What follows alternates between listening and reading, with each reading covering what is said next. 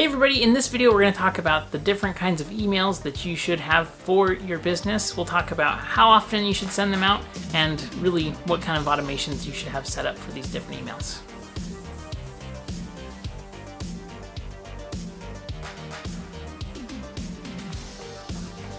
Alright, so really when you're sending out emails, there's only three types of emails in general. You have relational emails, you have transactional emails, and you have promotional emails.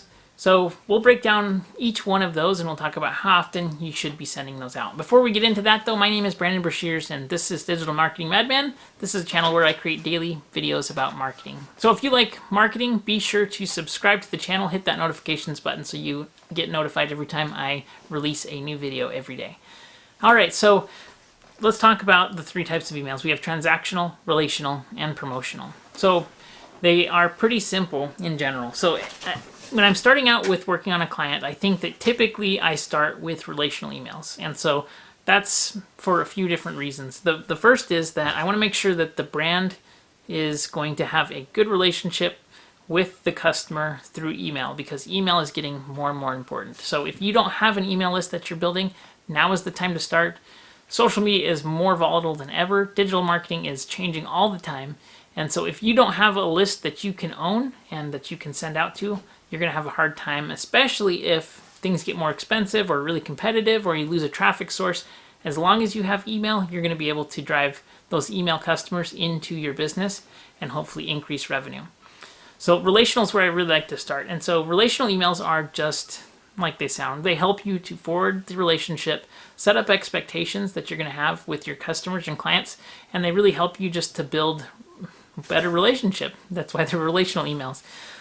I like to send out a welcome sequence that really helps to set the expectation, tell the customer and client what you're all about, and just sets the tone for the relationship. So if you meet somebody, typically you introduce yourselves, you say, hey, my name's Brandon. What's your name? It's nice to meet you. What do you do for a living, right? You start to make small talk. Relational emails are kind of like that. You're going to have a pretty high open rate in the beginning. Typically when somebody opts in for something, if you're giving them a lead magnet or a free guide or a white paper or a discount code, whatever it is you're giving them, they're going to have a pretty high open rate right away because they're typically pretty interested in your product and your brand, and so they want to hear from you. So that being the case, it's important that you set the expectation, and also you want to build some value to get them to come back and make sure that they're opening your emails and engaging with your brand.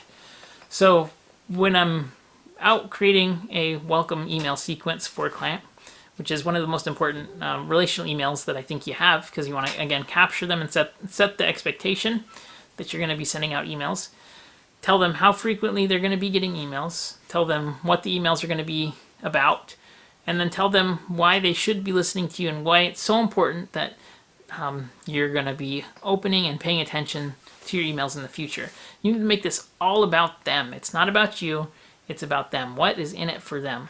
And when we're doing relational emails, you can talk about how good you are at the same time, but it needs to be in the context of, we are so good so that we can help you, right? And also you don't necessarily want to do like humble bragging or just talk about how awesome you are. You can tell stories and frame those customer stories in a way that really helps to tell that you're amazing, but also shows them how they can be helped in some common situations where you help clients that might be just like them, and then build a better relationship and a better bond. So the first relational email that I like to send out, I like to make sure that we're pushing people out to social channels and making sure that we're trying to bounce them to as many different places as possible. So if you post regularly to Facebook, if you post regularly to Instagram, if you have a YouTube channel, make sure that they are subscribed and that you've given them a way to follow you and get updates.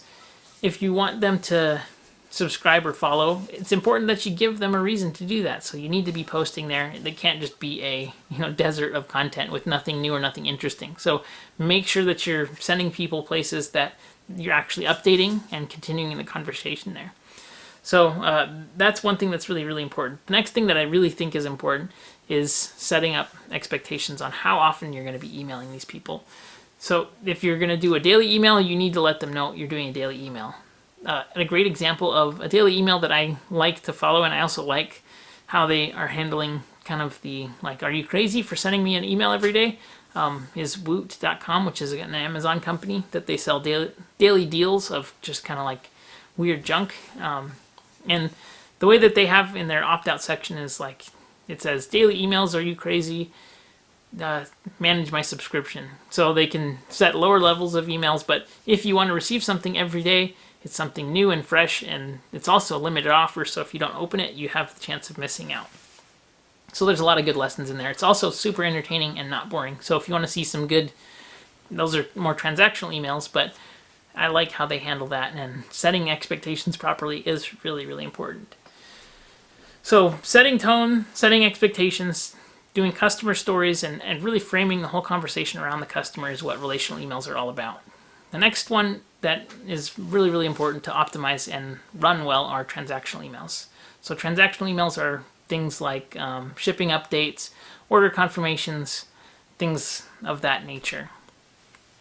So with transactional emails, they have extremely high open rates because people are interested to see when their products are coming. They're interested to know, what is the update of my order, when can I expect to get things, right? And typically they bought the product and they're super excited to find out when they're going to actually be getting it. So adding in promo codes, adding in just calls to action that help you to further the relationship that you have with that customer so that they can become a repeat customer is definitely important. So make sure that you're optimizing your transactional emails, and those should happen right away when an action happens. For example, a purchase happens or a shipping update happens. As much detail as you can give people on these kind of emails, the better it is for you because it makes people engage with your brand. A great example of that is in Amazon's app. When you order a product, you'll get shipping notifications anytime shipping changes, and you get push notifications if you have the app. Not only that, you can actually track the package as it's like within 9 stops of your house. So you can watch it on a map, come closer and closer and closer until it finally gets there.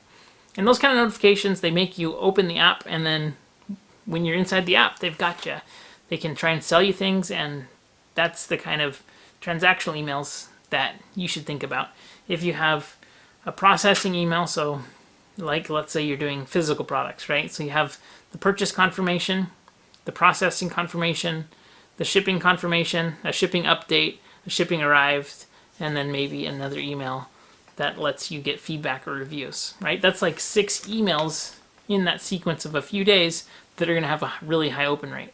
So maybe you send people to your YouTube channel, maybe you send them to your Facebook page, maybe you give them an additional promo code, maybe you do a cross-sell and an upsell. The point is you don't want to waste these because you get really high open rates. Make sure you're using these emails to the best of your abilities to drive traffic. The last email that we're going to talk about are promotional emails. And these are promotion for content. It's driving people back into your content and your funnel. So do you have events coming up? Do you have specials coming up? Do you have sales coming up? Do you have new blog posts, new Facebook posts, new live videos, new YouTube videos? In these kind of emails, it's a status update. And it's really, really important for your customers to be in the conversation with you. Otherwise, another brand's going to swoop in and start a conversation with them, and you don't want that to happen. So promotional emails need to happen basically as you update and create new content, and then also talking about success stories and testimonials and things that happen like that as well. So how often should you be sending out each one of these emails? I think that the relational emails, the sequence that I like to do is the first 3 days after opting in, they get 1 email a day for 3 days, and then we wait 2 to 3 days after that, send out another one, wait another 2 to 3 days and send out another one, and then we start a weekly relational email sequence. That helps to nurture them. The transactional emails need to happen as frequently as possible when it's relevant. You don't want to obviously send them something once an hour until their shipment comes, but this is something that needs to be done as frequently as possible. The last one is the promotional emails.